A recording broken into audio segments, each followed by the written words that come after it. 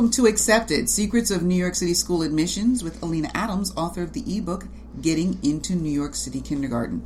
I'm Victoria Chapman. Hi, Alina. Hello, Vicki.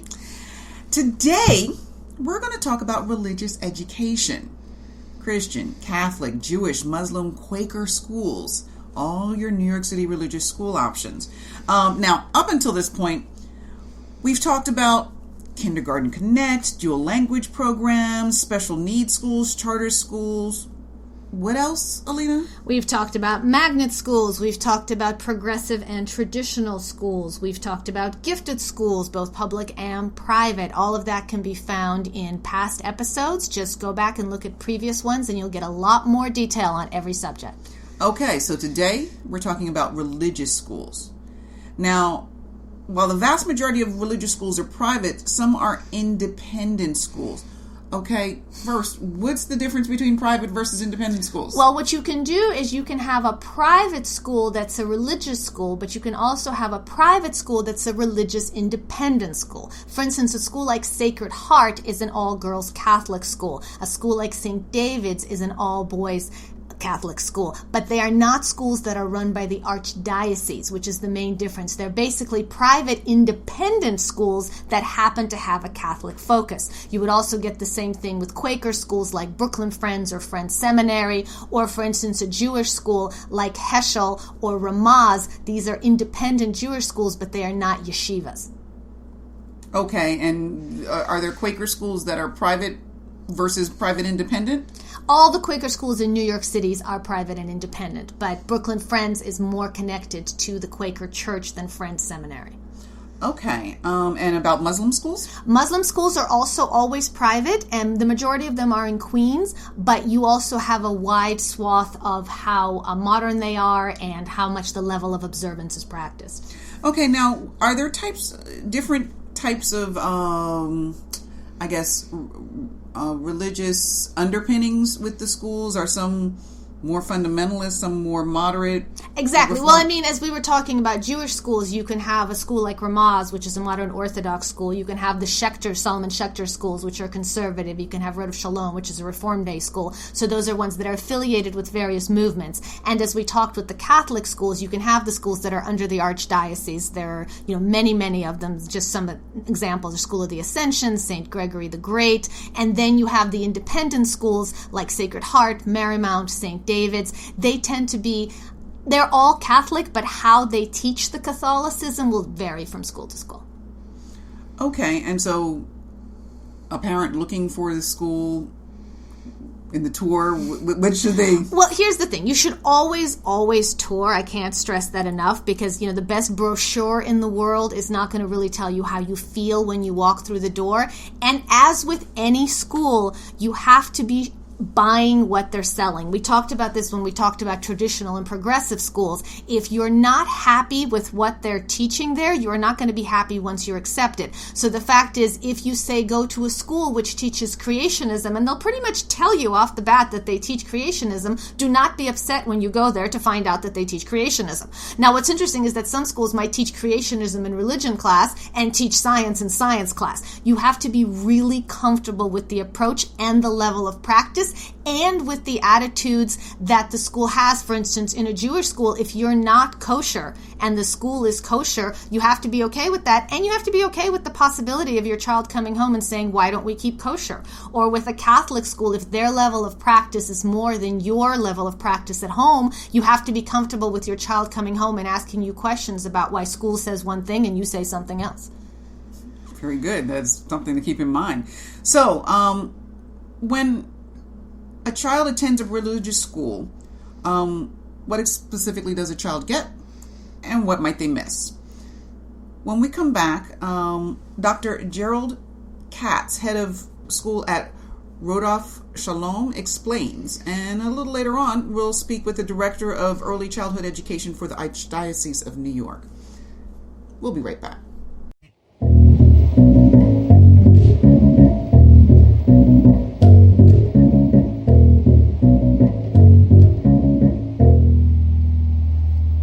Hi, and welcome back to Accepted, Secrets of New York City School Admissions with Alina Adams, author of the ebook, Getting into New York City Kindergarten.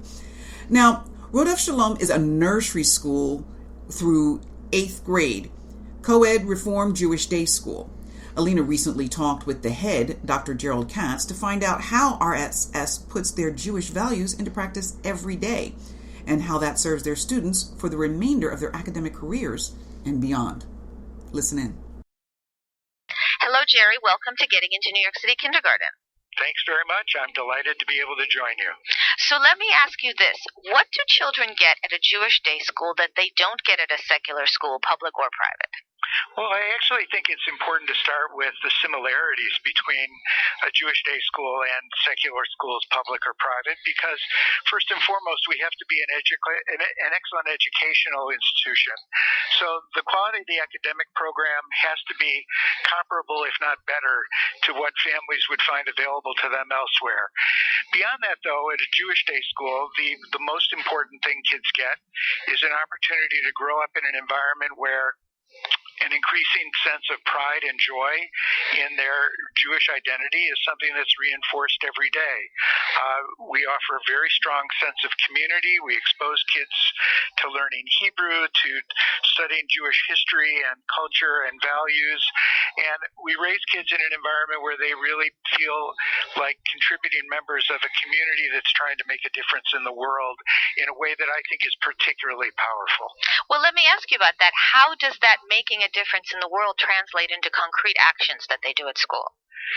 We involve kids in service learning, in understanding the needs of others for assistance and support, in understanding issues of social justice and inequality, both in American society and in the world, from very early ages. And we give kids developmentally appropriate opportunities to feel like they can make a difference in impacting other people's lives. And we really want kids here to grow up feeling empowered to make a difference and feeling some responsibility to get involved in looking outside of our own community at the needs of others.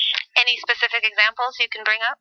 Sure. For instance, I think the most poignant example in our school is when all of our kids are bar and bat mitzvahed in 7th grade, rather than receiving gifts from classmates at their individual bar and bat mitzvah celebrations, the class pools resources. They study about a dozen different philanthropic organizations from the middle of their 6th grade year through their 7th grade year, and then they donate all of the collective gifts to 2 or 3 of the organizations that they feel they can have the biggest impact on. So that's just one example of many, but it's in some ways a metaphor for the way we approach not gathering more than we need for ourselves, but doing as much as we can for others.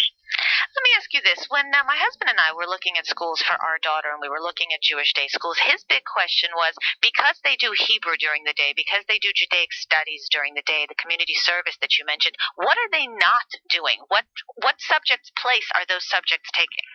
Actually, we think about this very carefully, and I think the short answer is we feel like we have to be very efficient in our teaching because there's actually nothing that we leave out of the curriculum.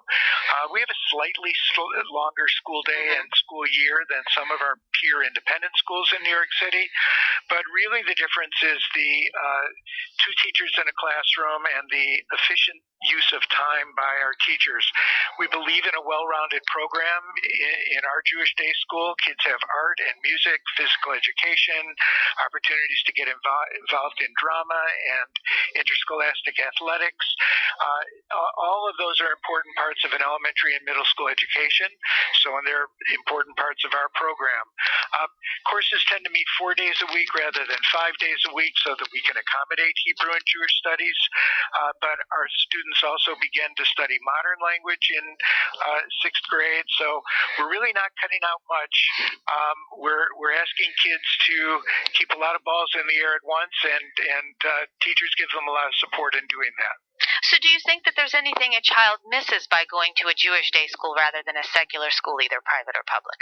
Sure. The thing I talk most with families about, both current families and prospective families, is that by being homogeneous Jewish student community, even though we have many types of diversity in our school, many interfaith families, a considerable economic diversity. About 15% of our families are eligible for need-based financial aid. We certainly don't have the visible racial and ethnic diversity that public schools in New York or many other independent schools would offer. And for most of our kids, finding a next school after Rodef Shalom School in grade 9, one of the priorities that they're looking for is to enter a more visibly diverse community. But we believe they then have the sense of confidence and clarity in who they are and what they value to be really contributing members of the more diverse world that we are raising them in. So on that note, what do you hope they take away from a Jewish day school? You're go up to 8th grade, you actually start in the 2s. What do you hope they take away from their experience? There are 3 things that I'm actually pretty confident they take away because, excuse me, we hear this from the next schools our kids go to and from our alumni all the time. First and foremost, they take away very strong academic preparation. They are strong readers, strong writers, strong thinkers, strong problem solvers, excellent at working in collaborative groups with others. Secondly, they take away a strong sense of empowerment, this sense that they can make a difference in the world, that their voice matters, that they have a responsibility to stand up for what's right. And we hear consistently that our kids disproportionately do that in their next school communities and beyond. And finally, they take away this growing sense of what it means to them to be Jewish. As a Reform Jewish day school, we don't believe there's one-size-fits-all version of what it means to be Jewish, but we've exposed our kids to history, culture, value, and multiple perspectives about Jewish experience to an extent that they have a growing sense of pride and joy and clarity about what being Jewish means to them. And in a world where we know that over 50% of Jewish families end up entering into interfaith marriages, and we have multi-generational interfaith families, we think that's a really important gift to give to our kids. Thank you so much. We really appreciate you taking the time to speak with us today. It's been my pleasure. Now, while the majority of Jewish schools in New York City are independent, most of the Catholic schools are part of a larger network. When we return, Connie McRory, Director of Early Childhood Education for the Archdiocese of New York, tells us about their program, their students, and the best way to apply. We'll be right back.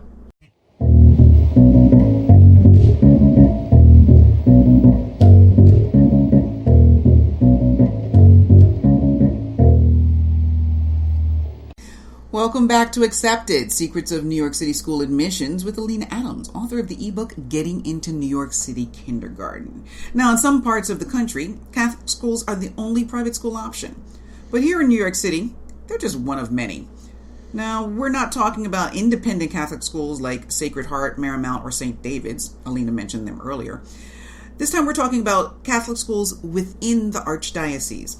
Alina recently talked with Connie McRory, Director of Early Childhood Education, about why Catholic school might be the best option for your child. Hi, Connie. Welcome to Getting Into NYC Kindergarten. Thank you for having me.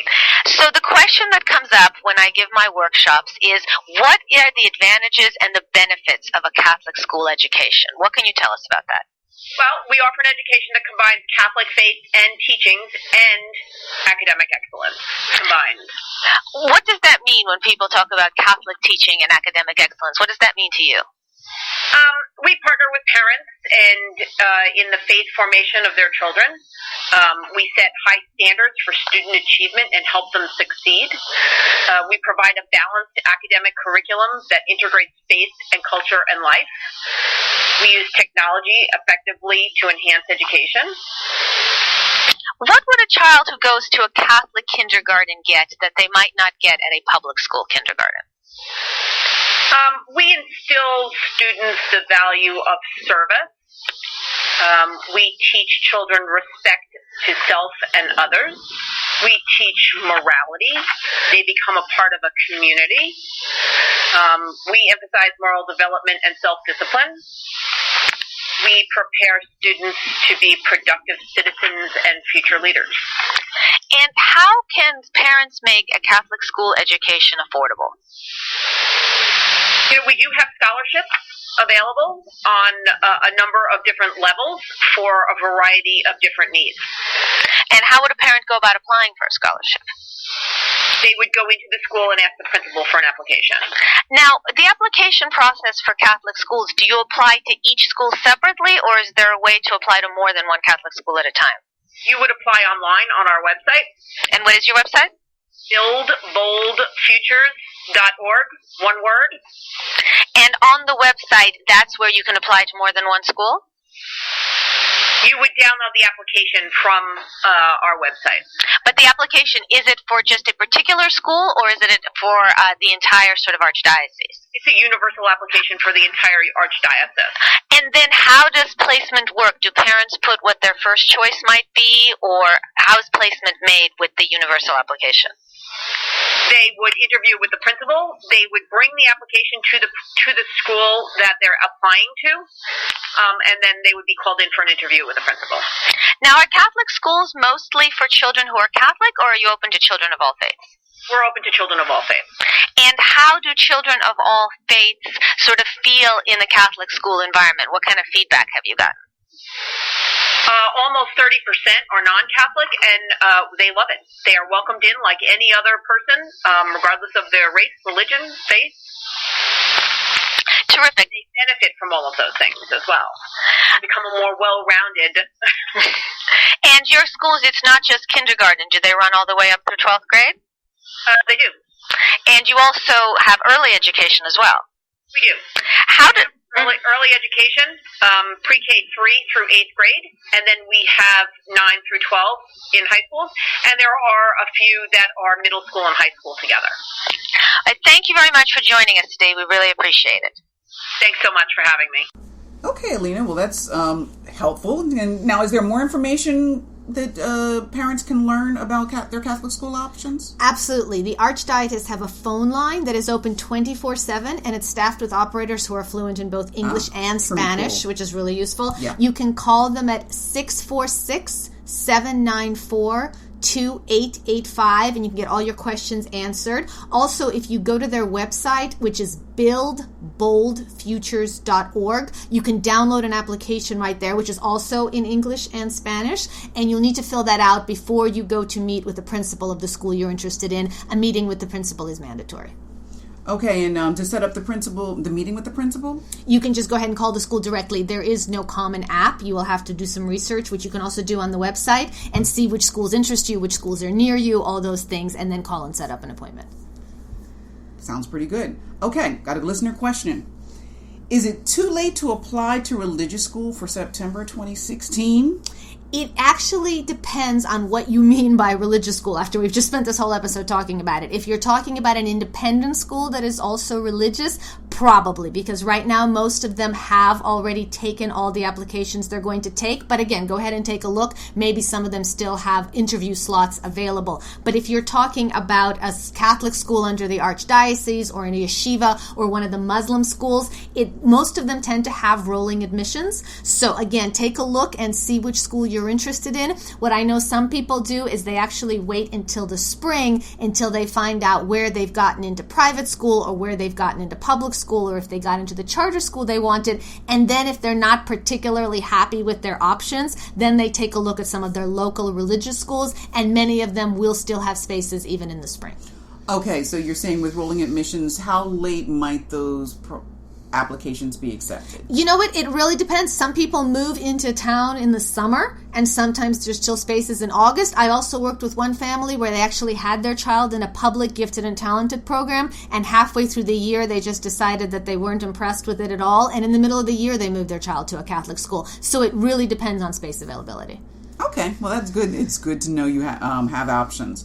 All right, so where are you going to be? What's coming up for you? On Tuesday, December 15th, I'm going to be speaking at Crave It, which is a bakery. I will be giving my Getting into New York City Kindergarten workshop. You still have time until January 15th, which is when Kindergarten Connect apps are due, so we can certainly talk about ranking and all of that. Go to my website at www.alinaadams.com, and you can get more information and RSVP there.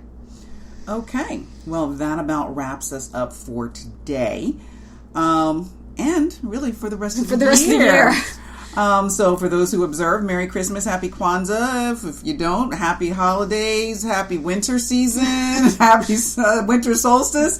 And we wish everyone a wonderful holiday season, and we will see you in the new year. When we come back, we're going to talk about dual language programs. So marinate on that. Kindergarten Connect. Work on those applications.